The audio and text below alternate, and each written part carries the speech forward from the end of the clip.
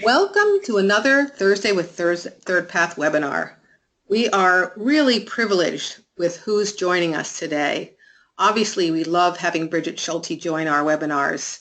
She's written a wonderful book, Overwhelmed, gave a big spotlight to ThirdPath in that book. It's one of my favorite books explaining why we all feel overwhelmed, or too many of us feel overwhelmed today. But we also have Ben Applegate.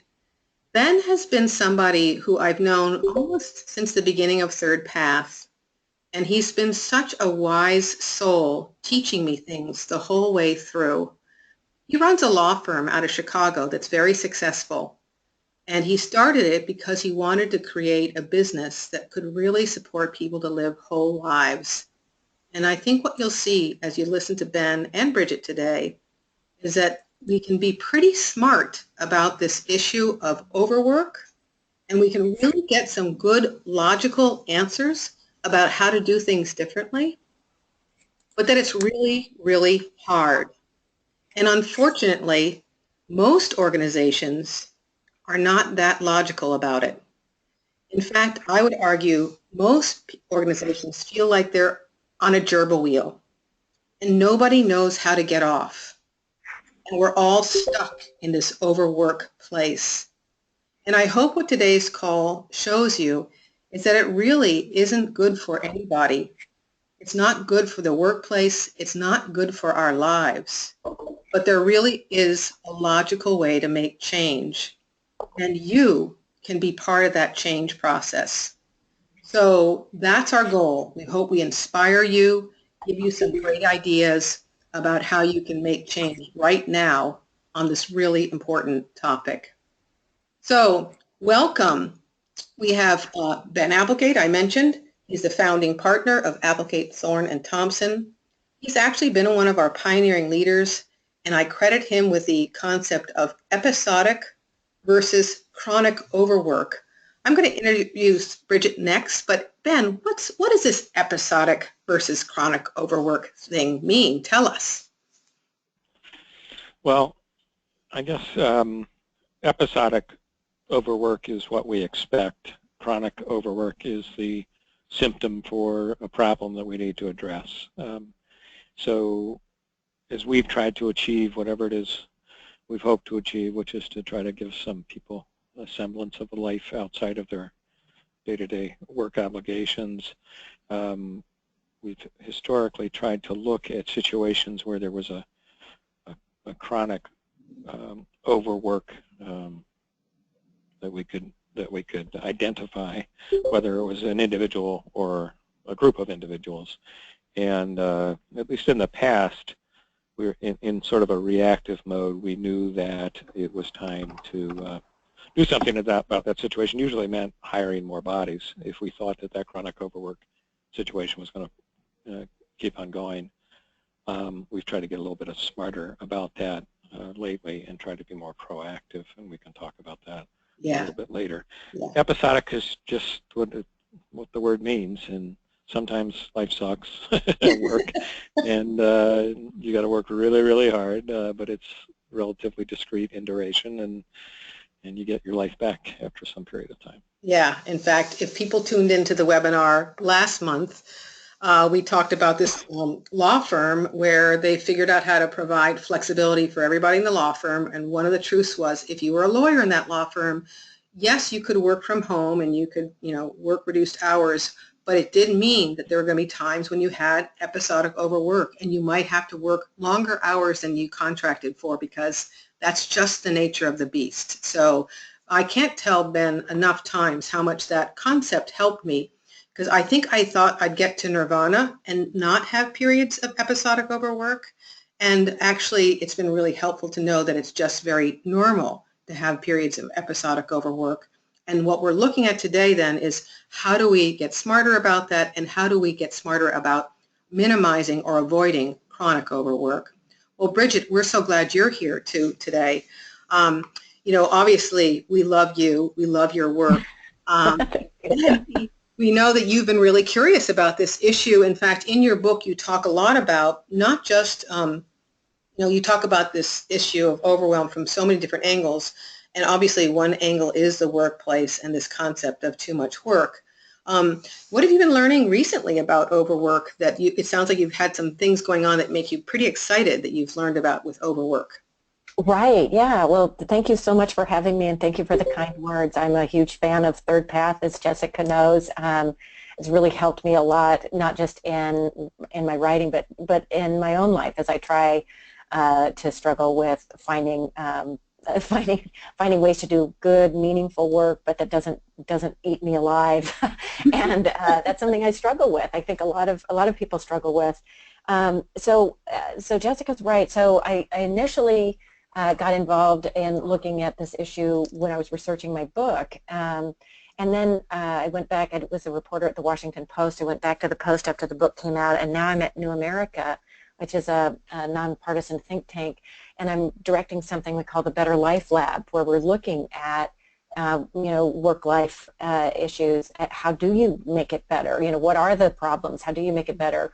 So looking at work and work conflict and overwork and social policy and culture and gender equality, all of those great things that kind of ask that bigger question.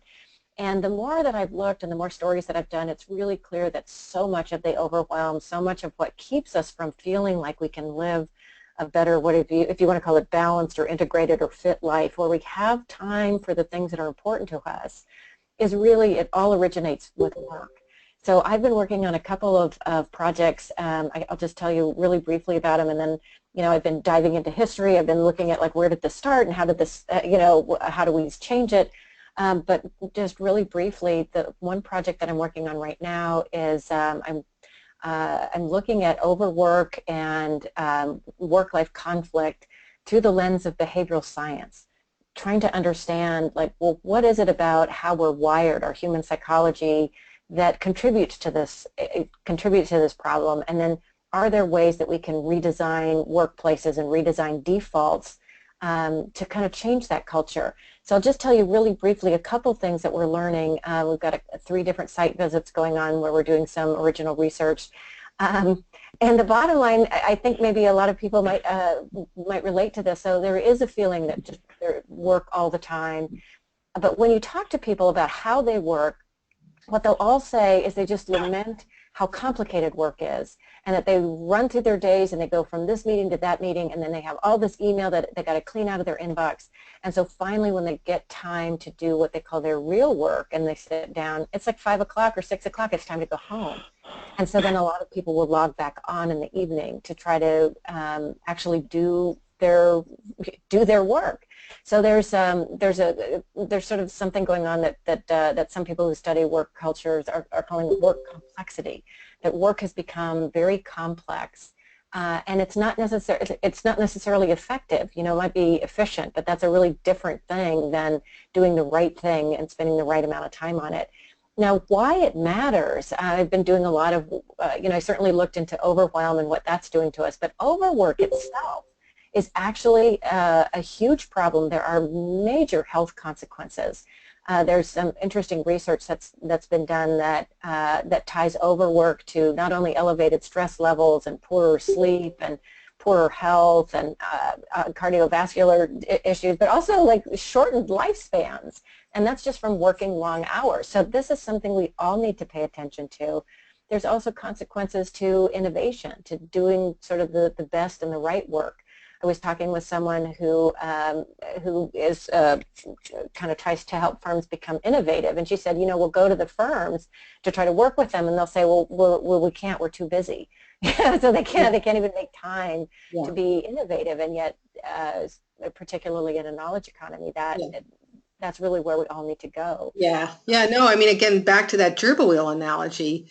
I feel like so many people feel, I don't think even some intentionally wanted to get on the gerbil wheel, but they have collectively gotten on that gerbil wheel and they don't know how to get off. And that's so right. I mean, that's what we've really learned for the last 16 years at ThirdPath, is that there is this very big tendency for work to take over and take every minute available.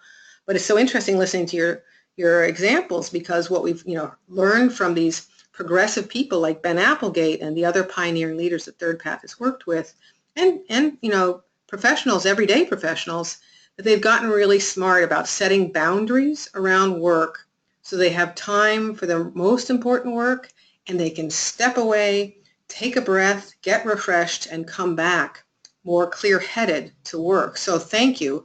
Absolutely. I'm not surprised that you're seeing all these things, including that's really negatively impacting our health. Well, if you tuned in last month, we talked about how flex is a really important thing. We were talking about how, changing when and where we work is a really great thing that we can do today. But one of the problems that's happened with flex is it's become something where now we work all day, and like Brigid was saying, then we go home and we can work from home now in the evenings, and we can work from home on the weekends. In fact, now we have the privilege of being able to work from our vacations. And so what we've learned, and again, I really want to credit Ben, is we've learned that it's not just about getting smart about flex. In order to get smart about flex, we also have to manage workflow, the pace and quantity of work we do.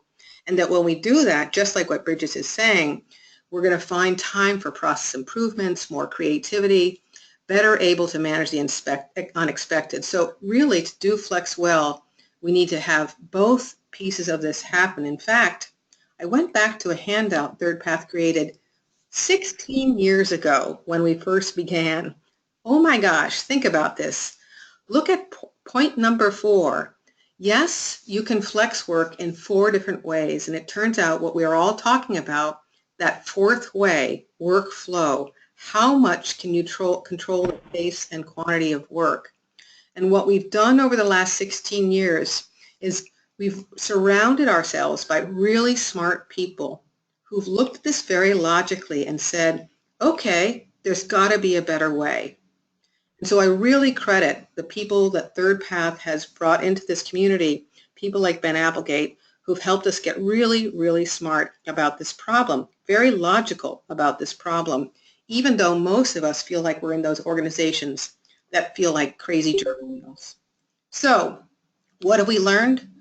We've learned, and let me explain this, it's worth taking a minute. We've learned in order to help people work in a flexible way, part of it is like that left-hand column. We need to help organizations get smart about when and where people can work, and there's going to be different solutions for different jobs. And so if you tuned in last month, you would have heard about some really smart organizations that have gotten good about managing where and when people work in a very flexible way. But what you're going to learn about today is that right-hand column. Organizations that have gotten really smart about what we're calling capacity management. How much work can we really handle, individually and collectively? And again, I know I've said it 6 times, I'll say it again.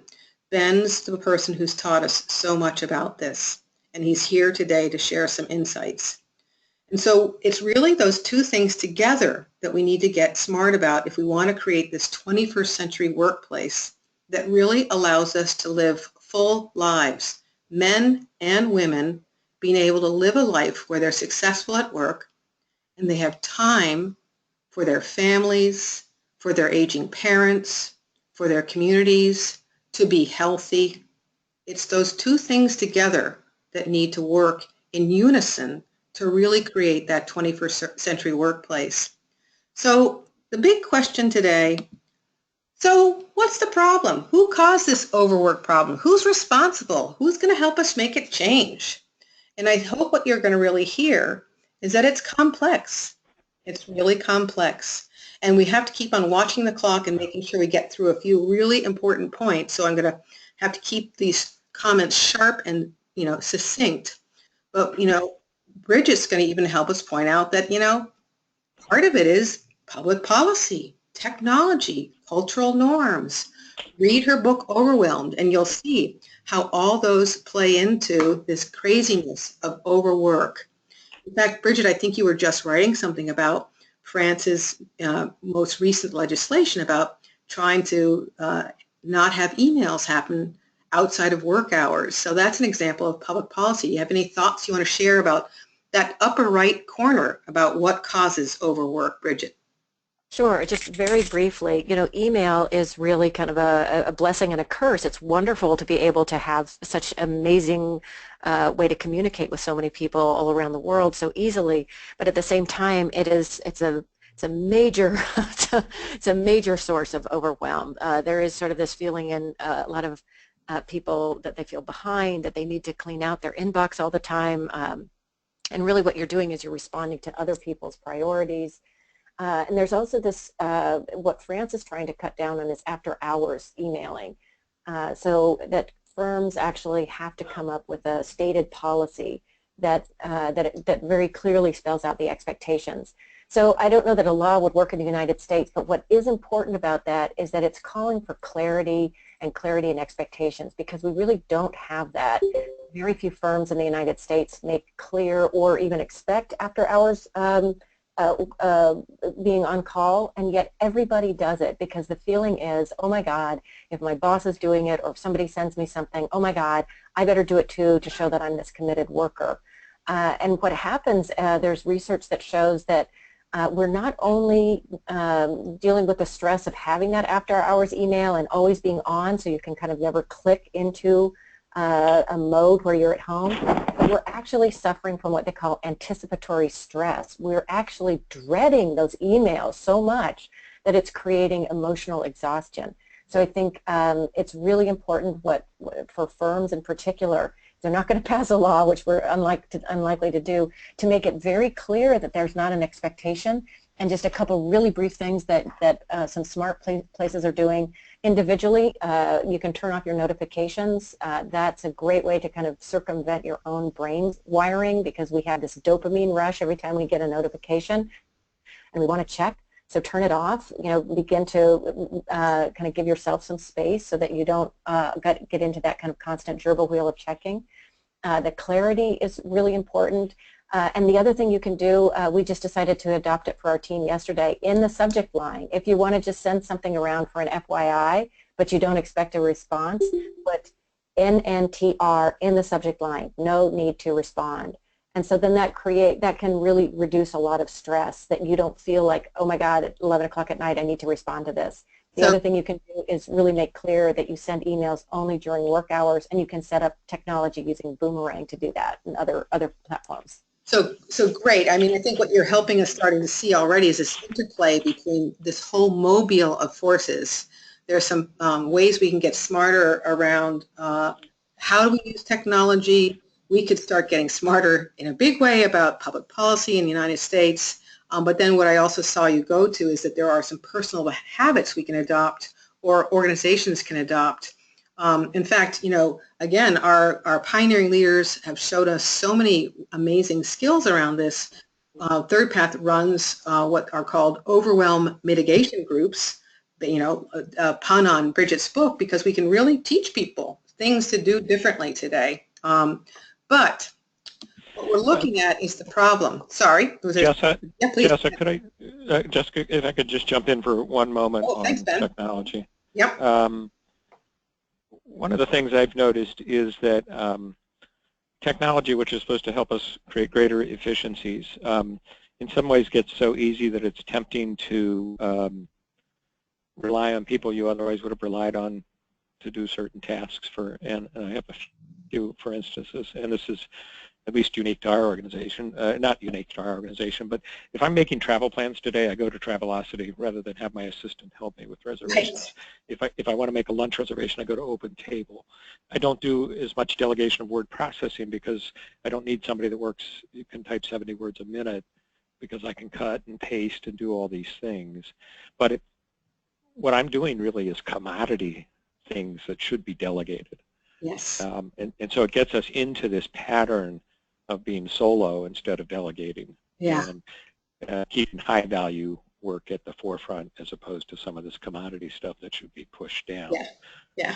So a lot of temptation there. That's a great example, Ben. Thank you. Again, actually, you're making me think about one of the screwy things that I do is that, I know I could use a Google document where I go in and make the changes, but I don't care if somebody uses a Google document, but I won't go in and make changes. I just send the change to somebody else because I don't want to take the time to do that thing. So it's really getting good at understanding what's the unique skill set you bring to work that you should be focusing on, and really trying to stick to those tasks and not get derailed by some other things that could take up our time. Yeah, absolutely. Thank you for jumping in about that. Great. Speaking of time, it's going to fly today. So where we want to get to is, because we have an amazing expert with us, is part of it can be this, top right corner of this mobile that creates overwork, or could influence us to have less overwork. But also it's our organizations. And that's where I want to get to, because Ben really has brought some expertise to today's call around how our organizations could be thinking about these things differently. And that, yes, I am aware that most of you are in that bottom left box. Most of you are in organizations where the assumption is you'll put work first. Sometimes with big consequences. Those who put work first are the ones who get promoted, who get bonuses. But some are work cultures where they aren't necessarily trying to do that. In fact, they're trying to be supportive of flexibility. But what they've done is let flexibility turn into, like I said, working all day, working at night, working on the weekend. And so what I've learned from Ben and from my pioneering leaders is that there really is consequences in these work-first work cultures. And there's real benefits to places like Ben where they've been smarter about capacity management. And so we're going to talk a little bit about that, and I really want to get a chance for Ben in particular to share what he's learned over the years of really trying to push the envelope and get smarter about how do you avoid chronic overwork? How do you better manage episodic overwork?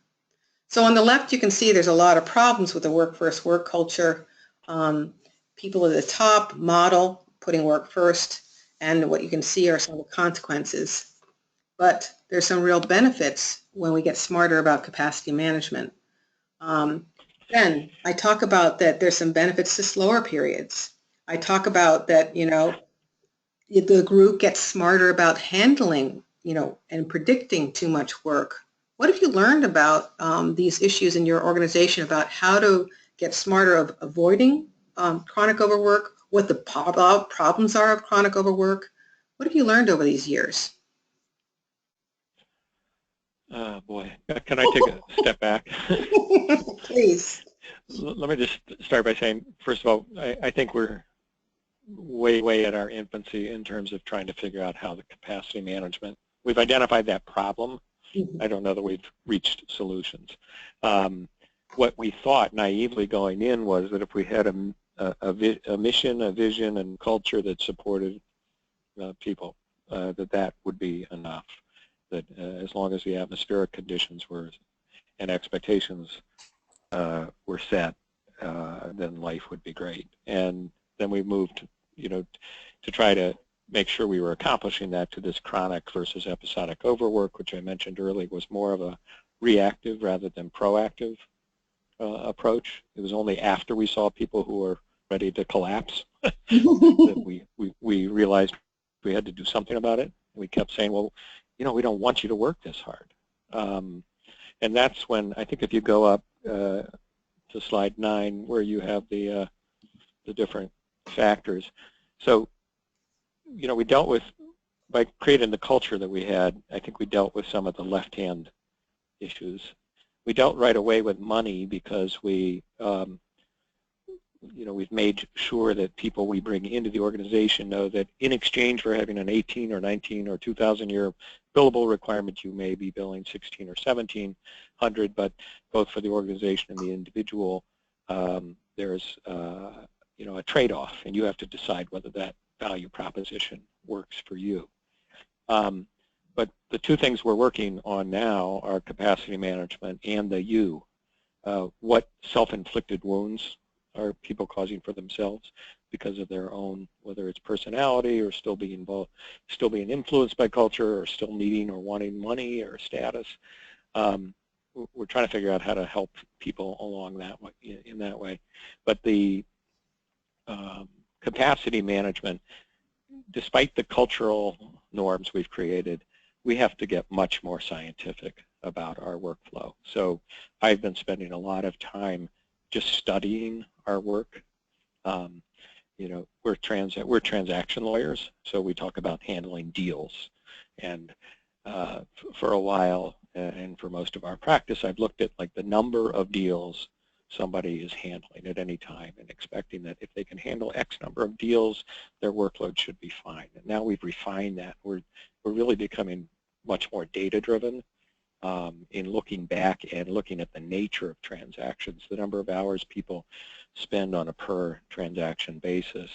I guess the long and the short of it is it's a lot more number. In some ways, it's a lot more of a number crunching exercise for us and a study in how it is we work to figure out how to manage that capacity. So we're focused on understanding our work better, and then also sort of hyper-focused on training and delegation. Because one of the things we have noticed when we talk to the people who seem to be in chronic overwork situations year in and year out, they indicate that they don't have the people to delegate to, either because the delegatees are too busy or they're not well enough trained. Well, you just got to where I wanted to go next, which is why on earth... Good, because I was just about to stop.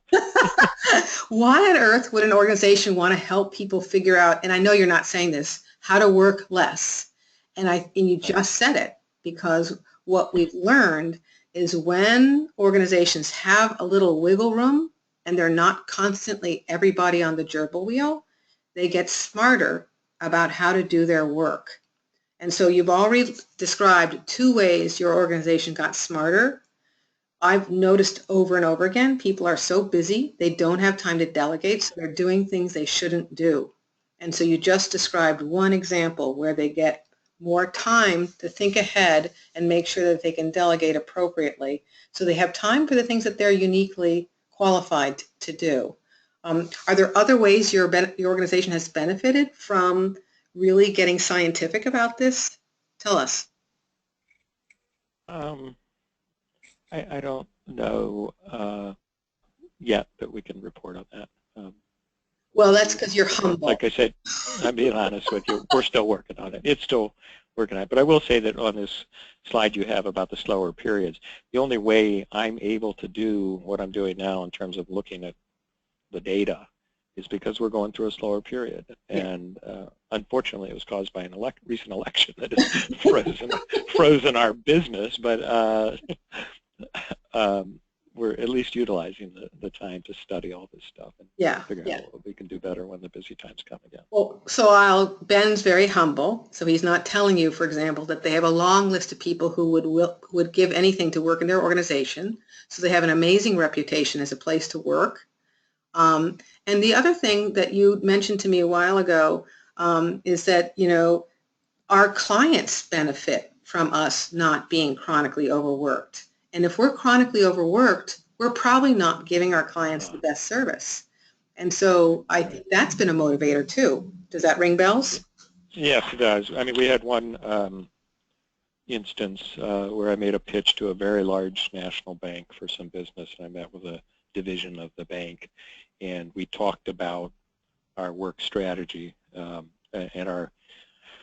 how our economic goals were less, how that translated into a lower is not the right word, a more reasonable expectation in terms of what the workload should be for our lawyers, and that the result for us was that we have people who have greater levels of sanity. But for them, since we have reduced the sort of baseline expectation, it gives us a better opportunity to be reactive to their episodic craziness. So when they really, really need us, we have that built-in excess capacity to help them out. And that really, it resonated with them from a business standpoint, and B, it was consistent with their culture, so they really latched on to us that we were focused on our people that way. Yeah. So I have a little picture that helps illustrate this.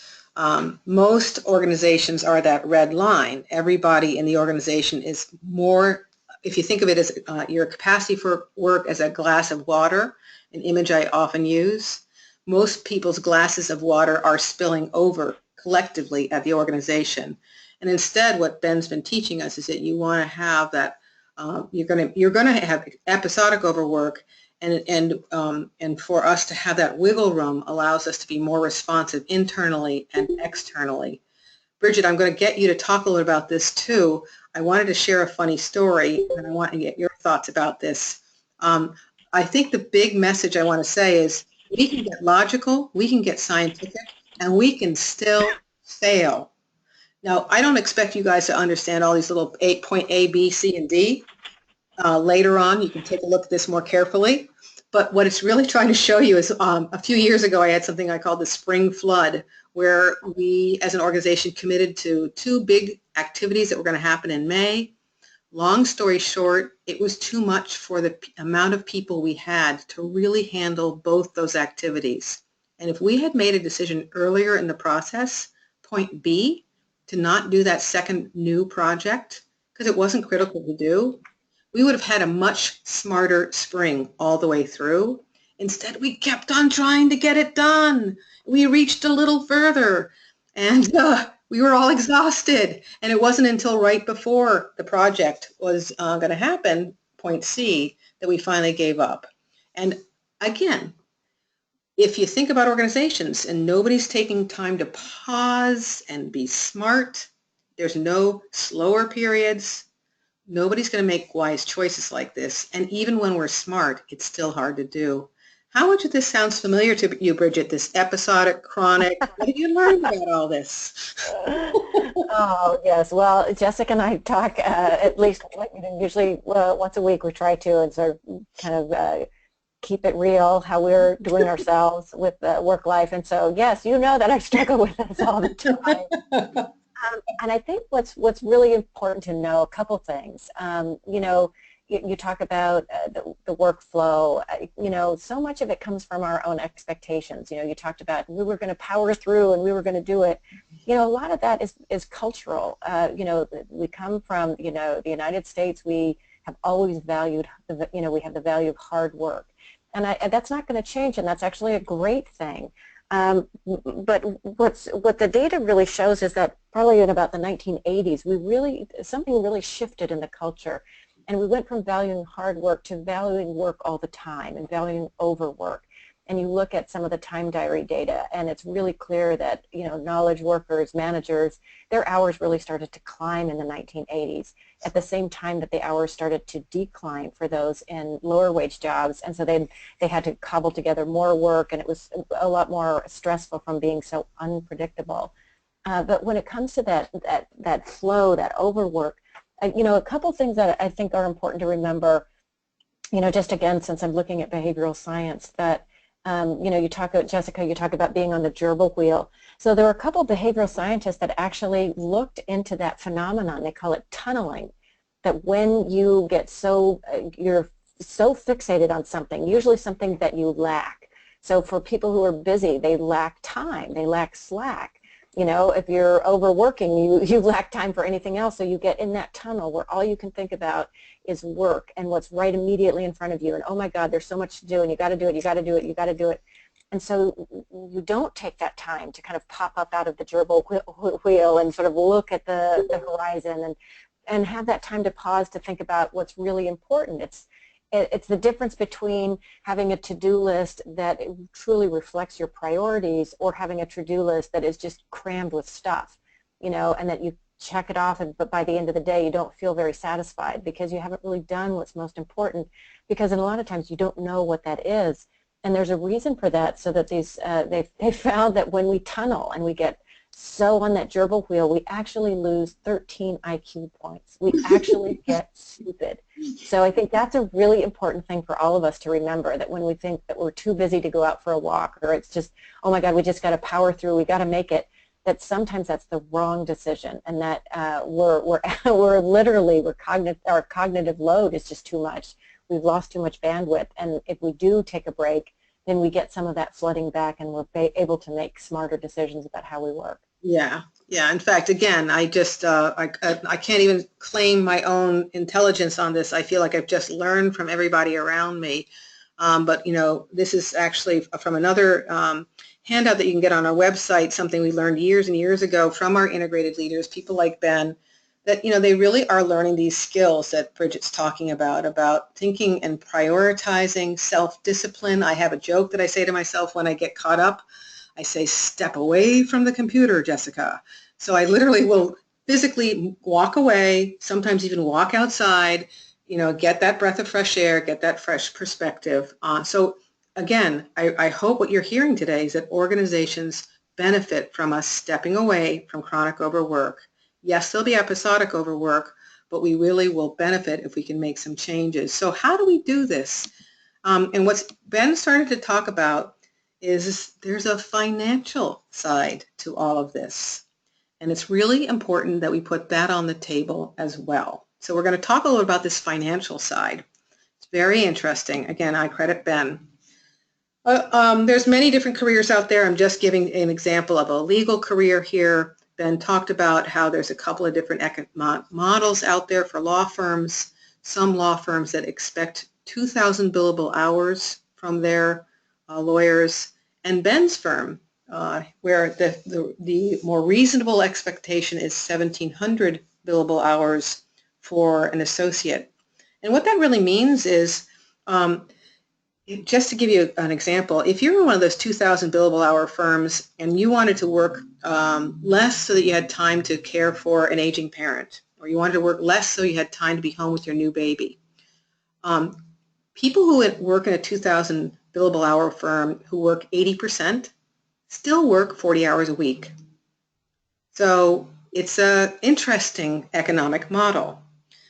But what Ben's been learning about is it's a little bit about what the organization's doing, and it's a little bit about what the person's doing around money too. And so you might have heard him say early in this discussion that, their firm is very clear. Here's what our billable hours rate is, and here's, you could earn more money somewhere else. But, coming here, we're going to fail sometimes. He's been telling you that too, but we're going to really try to have you have time for life too. So what have you been learning about this economic model, Ben, and how does that play into all of this? Why have you been so smart about this? Where did this come from? Where did those values come that this was such an important way to do these things? Well, before we started this firm, the four of us that started the firm were all big firm refugees, so we know a little bit about what the pressures are in these larger law firm environments. And I guess the analogy I would make is that big law, as it's called, relying on 1,900 or 2,000 billable hours, to me it's like building an economic model that means your factory has to always be operating at 110% of capacity to be economically viable. So we thought about that a lot and said, well, let's build an economic model that builds a factory that lets everyone live comfortably at a salary or compensation that they find acceptable. Build it at 80% capacity.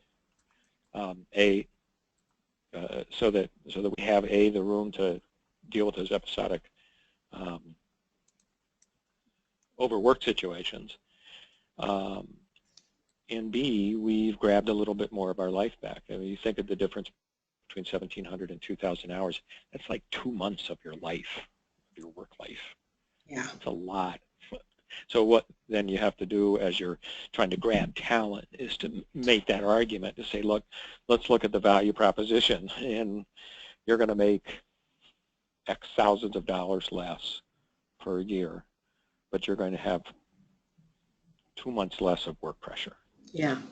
And it works. But going in, if someone comes to our firm and we get a sniff that money and salary is one of their top priorities or motivators, we know it's not going to be a good fit.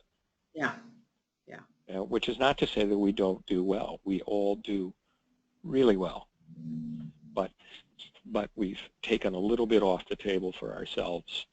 And without that recognition, I think that if you don't want to if you can't buck the culture that says you got to work, at least the legal culture that says it's a badge of honor to have a 200-hour billable month, if you can't buck that pressure, then this isn't the place for you. Yeah, yeah.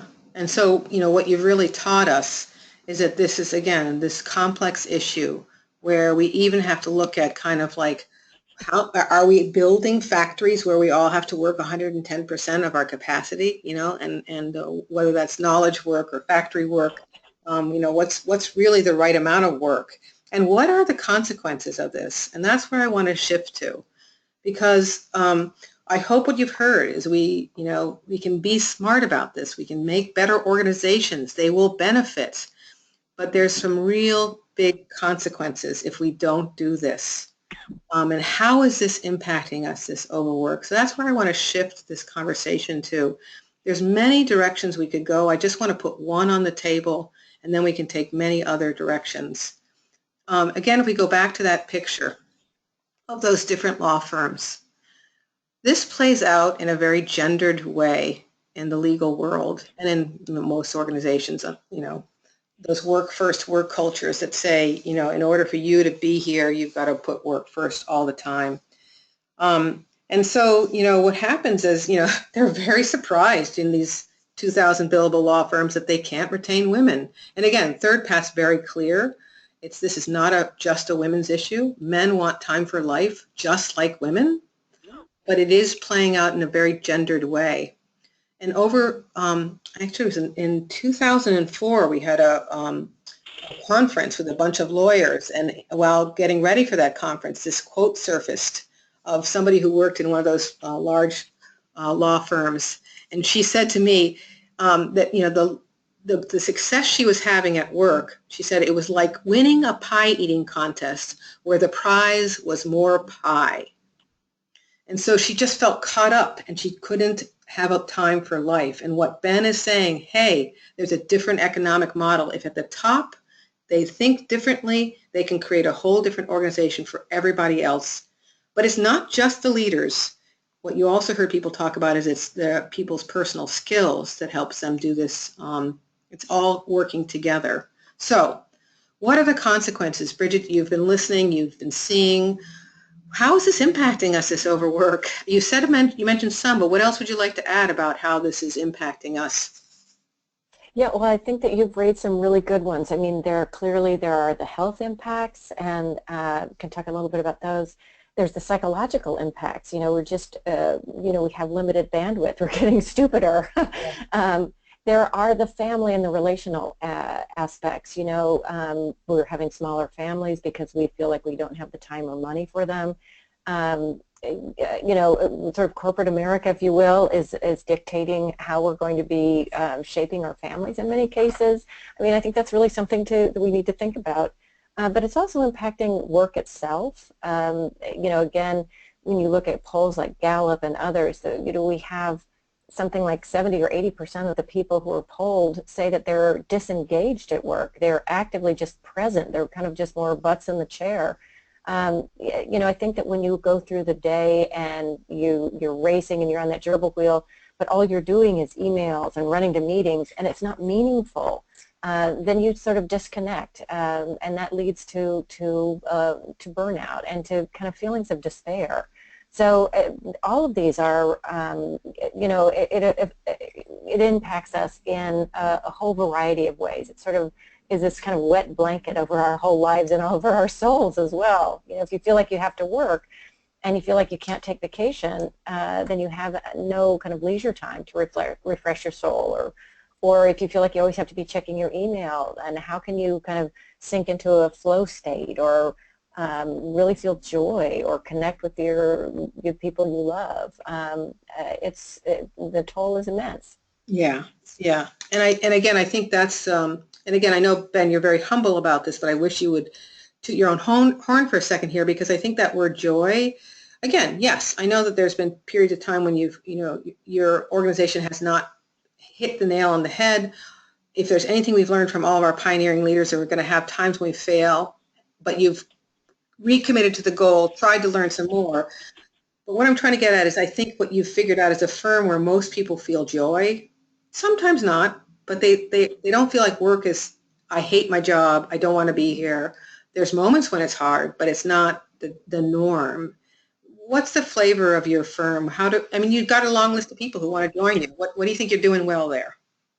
Well, I think the way most articulate it is when they've come over and they find themselves, we haven't delivered on the work, on the balance that we hope to create. They say, you know what, it's still different. It's different because the expectation is not there that I be working as hard as I am. So that feel, that lack of oversight and overlord kind of feel, just having the bar set a little bit lower in terms of what the level of commitment is makes a huge difference. Yeah, a willingness to have a conversation that we need to think some more and get smarter about how to do it even better.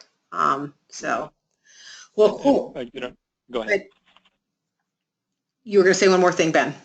Well, I was just going to, anybody wants to Google it, there was a great Monday morning Chicago Tribune business section lead by a guy who has some sort of a PR firm, and he talks about work-life balance and how that's not really a thing because we're more integrated than that. But he said no matter what benefits we integrate into the workplace, employees will always continue to ask the core questions that matter to them. Is my work meaningful? Do I have cause? Do I have influence and purpose?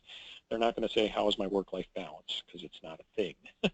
And I think that goes to, some things that Brigid was talking about. There's bigger, more meaningful things. Yeah. And again, I think what you said was I want to create an organization that supports people to have time for work and other life interests. And it sometimes failed, but then got back up and tried again to even get smarter about it. Well, I hope what you're starting to see is that, why is there too much work? Well, it's for a whole bunch of reasons. But I do feel like another takeaway is that there are some steps we can take today to make some changes. And I also would argue that like a muscle, the more stronger we develop our skills to kind of set effective boundaries at work, where it's good for the organization but also good for you, that win-win, that you will then keep on being good at this approach as time goes on and get better and better at this.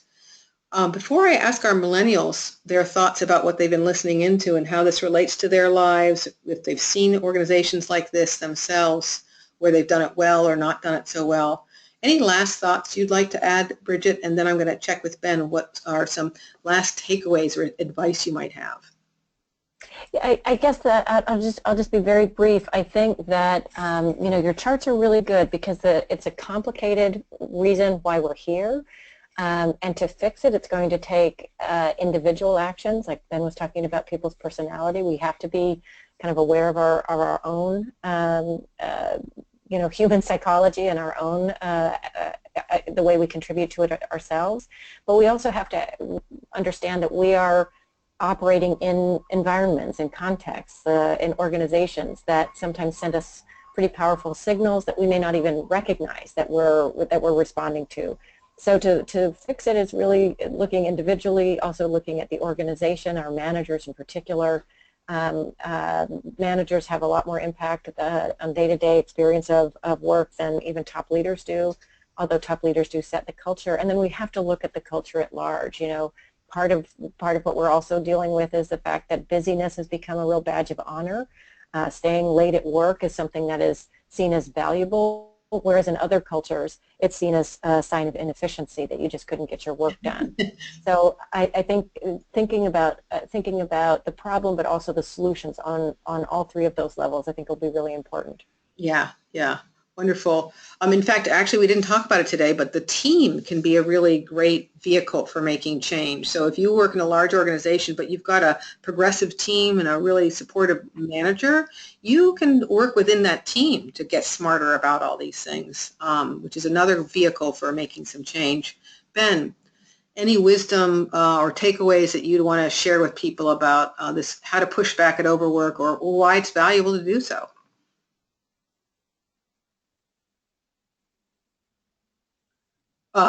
We're just checking if you're there, Ben. Oops, nope. Yeah, I was on mute. As a takeaway, I guess one thing that comes away, Brigid, I like the NNR. and it reminds me that there's a lot of unintentional pressure put on by all this technology.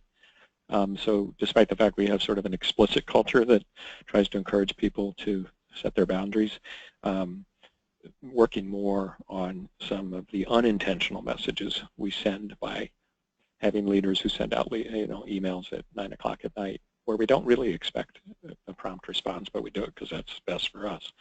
That's something that I think as a managing partner we need to focus on much more.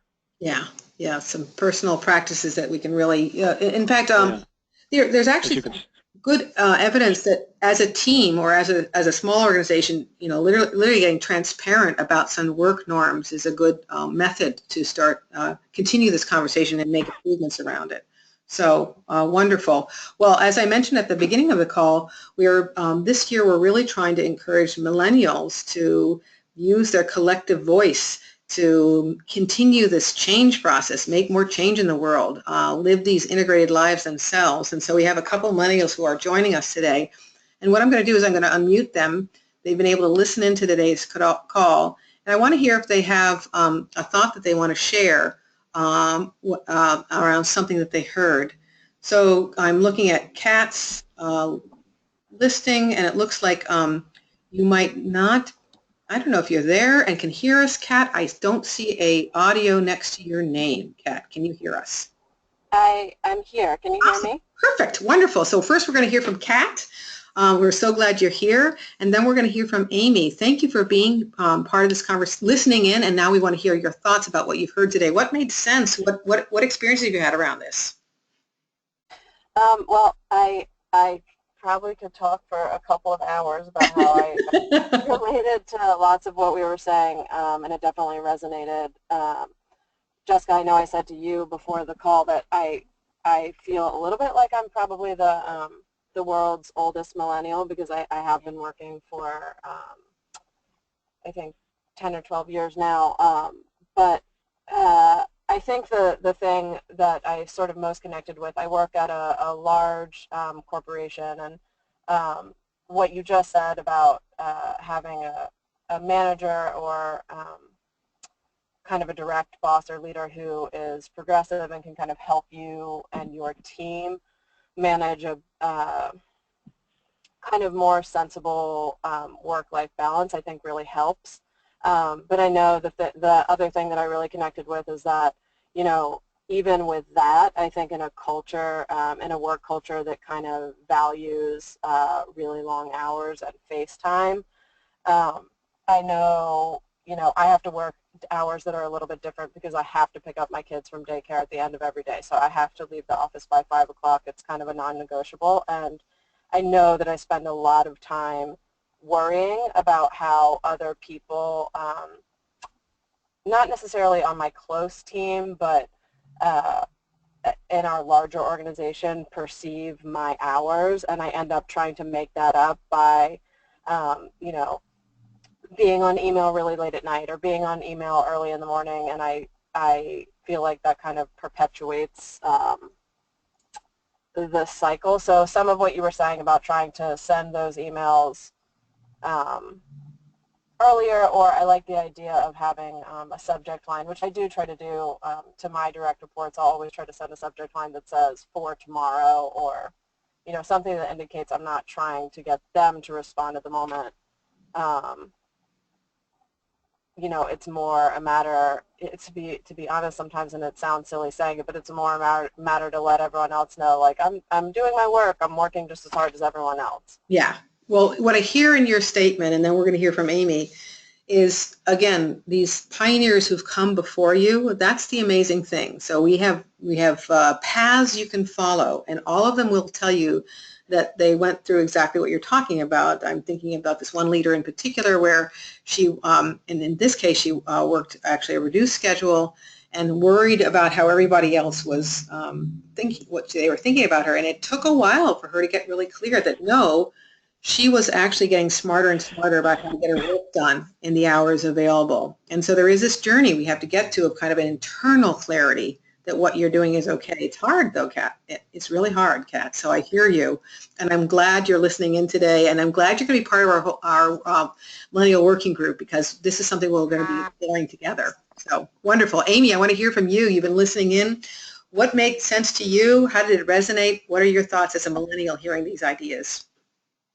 Hello, everyone. Yeah, I'm with Catherine on the guilt of that makes us feel like we need to be available 24/7, because I not only have my employees and board of directors that I communicate with, but I've got all these parents of all the different organizations that I'm with, and I mean, if this was 10 years ago, I don't think we'd have this problem, but you end up, I mean, even I get Facebook messages now. People will find my name on Facebook, and I feel like I have to respond. And I feel like I look a certain way, like I'm not on it if I don't respond immediately. And it's like I have a child too, and I have a family, but there's just this pressure to be available at all times. And with the emails, I'm guilty of it too. Sometimes I'll send a late night email, and even if it says that you don't need to respond, you're still putting that on someone's mind. They're thinking about if they need to respond, or thinking about, don't forget to respond the next day. I think guilt is what drives a lot of us. Yeah. Yeah. Well, maybe what I'll do is share two positive stories, and then I'll let Kat or Amy share one last thought. And then, maybe in fact, maybe all I'll do is I'll let Ben or Brigid, if they have one last thought. One positive note is that, I think one big takeaway is that we can start looking at a circle of people around us to get into better habits. Maybe that's our team at work, but it also could be our team at home. It's amazing how our partner at home, our family, can start saying, hey, what do we really want? How do we want to turn off work and spend time together? And we can develop those habits. And what made me think about that is that I really turned off work over vacation between Christmas and New Year's. And by the 5th day of vacation, when I was chopping carrots, getting ready for a bunch of friends who were coming over, I was just there chopping carrots. I wasn't thinking about anything else. Me and my husband, glass of wine, chopping carrots. It was so relaxing. So I think if we surround ourselves even at home with some new goals, we can get into some practices that feel really rejuvenating that we want to hold on to. Ben, no last comment required. If you wanted to share one more last thought, and then Brigid afterwards, then we'll probably wrap up. Ben, any last thoughts? Oh, I think I've heard myself enough today. I'm going to let you know sometime. Thank you for showing us that we can really create a different kind of organization, and for underscoring it's complex, and it includes some times when we failed. I certainly feel like at ThirdPath there's been times when we failed too, and I hope that's been loud and clearly said today. Brigid, any last thoughts? Just really briefly, that what everybody's been talking about is creating slack in your schedule, in your organization, for those unexpected times when there's going to be overwork. I think it's really important. And then I think Kat and Amy made such great points that a lot of this is driven by guilt, or this fear that we're not seen as an ideal worker. Particularly if you work flexibly, there's sort of this feeling that you're getting a perk or an accommodation or a break. And I think it's all the more reason why it's important that we look at organizational change and work redesign. So flexibility is the default. If there's an understanding that work is done better when we have breaks is the default.